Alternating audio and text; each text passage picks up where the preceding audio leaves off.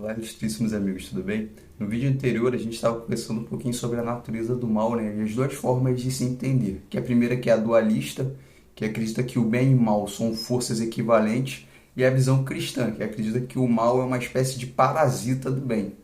E para exemplificar isso, eu queria mostrar eu pensei no exemplo do Anakin Skywalker, claro, obviamente com o exemplo da ficção, mas que vai servir para ilustrar isso.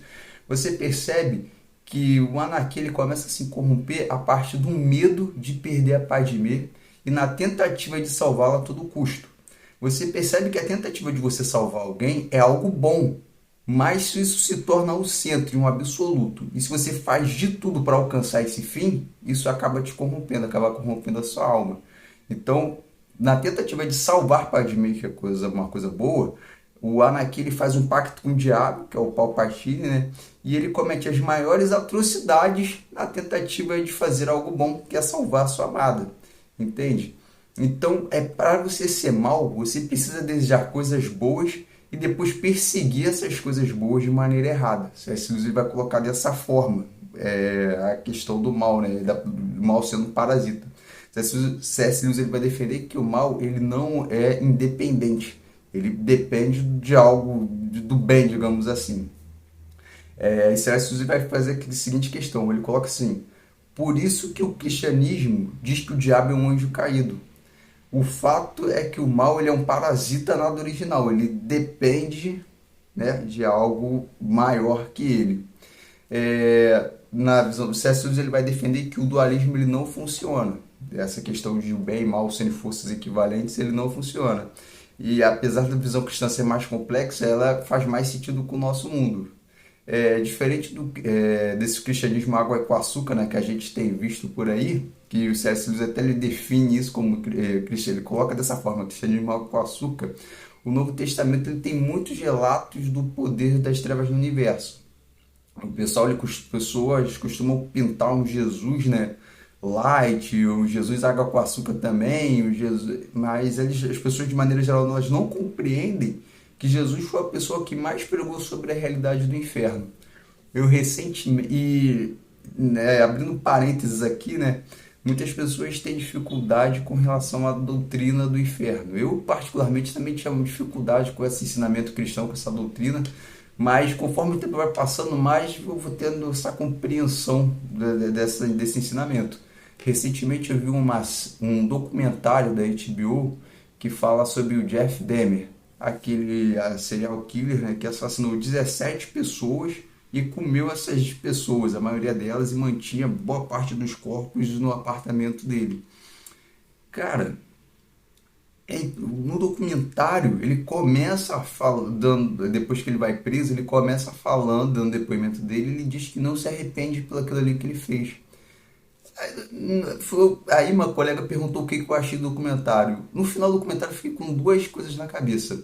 A primeira, que o ser humano, ele sem Deus, ele é alienado do seu Criador, ele pode se tornar pior do que um demônio, porque dentro da visão cristã, o diabo ele não luta contra Deus, o diabo ele luta contra os seres humanos, contra a criação, entende? Então se os demônios atacam o ser humano, faz parte dessa guerra. Agora, quando o ser humano ataca outro ser humano, entende? Então, nesse sentido, o ser humano ele pode se tornar pior do que um demônio, porque ele está atacando, teoricamente, pessoas da mesma raça que ele.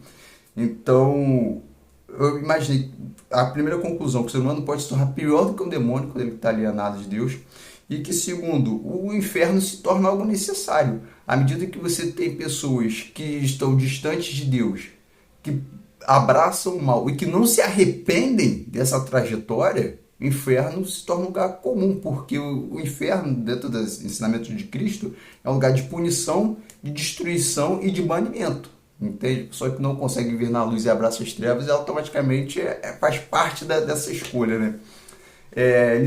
Voltando aqui para a interpretação do livro, Lewis ele acredita, ele vai dizer o seguinte, que o nosso mundo está corrompido por um poder nas trevas que é responsável pela doença, pela morte, pelo pecado e que se corrompeu.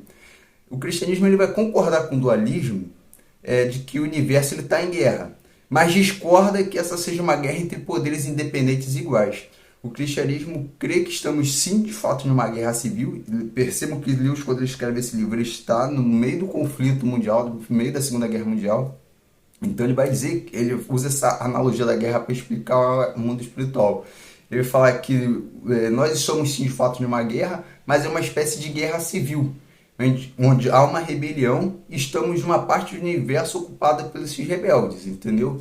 Deus afirma que estamos num território ocupado pelo inimigo e que o rei legítimo aportou disfarçado nesse mundo e nos chama para participar de uma espécie de campanha de sabotagem, uma espécie de campanha de guerrilha. Ele vai usar a figura da igreja como uma espécie de quartel-general, né? Onde a gente vai para poder receber mensagens secretas, entendeu? Dos nossos aliados, e a partir daí está preparado para lutar essa batalha. E ele vai dizer que é por isso que o inimigo ele tenta colocar tanto empecilho para as pessoas não irem à igreja, né? Porque aí ele vai jogar com a nossa preguiça, com o nosso snobismo intelectual, com o nosso preconceito. Atualmente a gente tem muito forte o movimento dos desigrejados, tudo isso para fazer com que você esteja fora do contato com o corpo, que é a Igreja de Cristo, né? No capítulo 3, o título é Alternativa Chocante. Ele vai falar que o poder do mal se tornou o príncipe desse mundo. Então a gente vive em um território ocupado pelo inimigo, um território rebelde ocupado pelo inimigo. Ele vai fazer a seguinte questão: por que chegamos a esse ponto? Por que Deus permitiu que essas coisas acontecessem? Ele vai trazer um exemplo para a gente de uma mãe que tem os filhos, que ela sempre... Obras de novo. Vou ter que interromper o vídeo por aqui. Bom, retornando aqui ao raciocínio, né? C.S. Lewis ele coloca a seguinte questão: como Deus permite que o mal tome conta e se aposse do mundo que a gente tem? Ele dá o exemplo de uma mãe que tem seus filhos e que faz com que os filhos arrumem o quarto.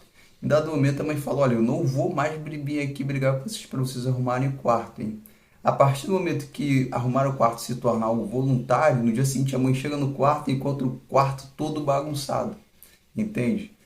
De certa forma, a mãe permitiu que aquilo ali aconteça a partir do momento que ela deu liberdade para as crianças agirem de acordo com a vontade delas.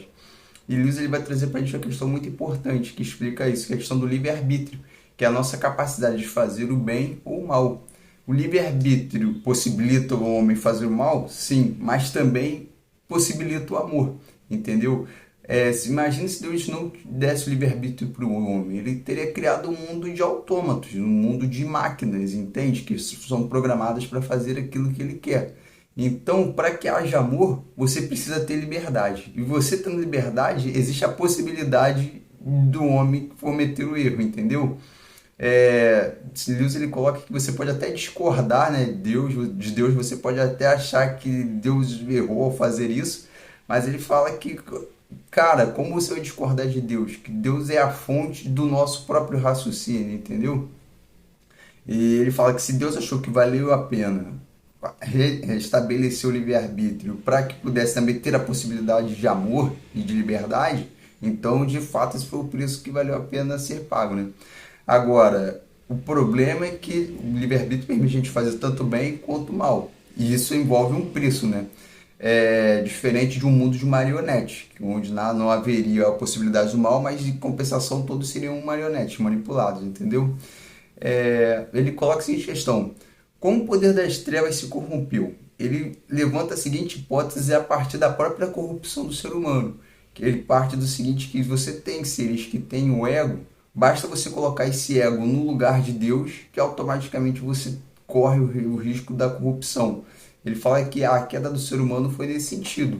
Qual foi a tentação do diabo para Eva? Não foi nem as pessoas acreditam que foi o fato dela comer a maçã, que na verdade não é maçã, a Bíblia diz que é uma fruta, ou então relaciona ao ato sexual. Mas Lewis vai falar que a queda corresponde justamente na tentação e na proposta do inimigo. Diz o seguinte: olha, se você comer desse fruto, vocês serão como deuses. Entende? É o homem querer se colocar no lugar de Deus. É o homem querer assumir a autonomia e viver por si só. Sendo que ele vai fazer a analogia do carro. Ele vai falar que o carro ele foi feito para funcionar com gasolina. Da mesma forma que Deus criou o homem para funcionar com base nele. Então não há felicidade à parte de Deus. Ele é a fonte da própria felicidade.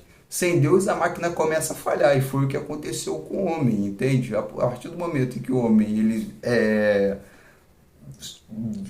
se fragmenta de Deus e vira as costas para Deus, ele é como se fosse o motor de um carro que para de funcionar com gasolina e começa a funcionar com querosene. É uma questão de tempo para ele começar a dar problema e o motor fundir, entendeu? Mas Lewis ele fala que Deus, mesmo assim, ele tem um plano. E ele interfere na história humana a partir de que ele chama primeiro de bons sonhos, que são histórias de como Deus morre e volta à vida ao longo da história e de culturas humanas. Ele fala que Deus ele vai escolher um povo especificamente para poder incutir nesse povo quem ele é. E da descendência desse povo, Deus ele vai trazer um homem, e surge um homem, e esse homem faz alegações poderosas e muito importantes. Esse homem alega que ele é Deus, esse homem ele alega que tem poder para perdoar pecados, e esse homem ele alega que ele é uma pessoa só com Deus, entende?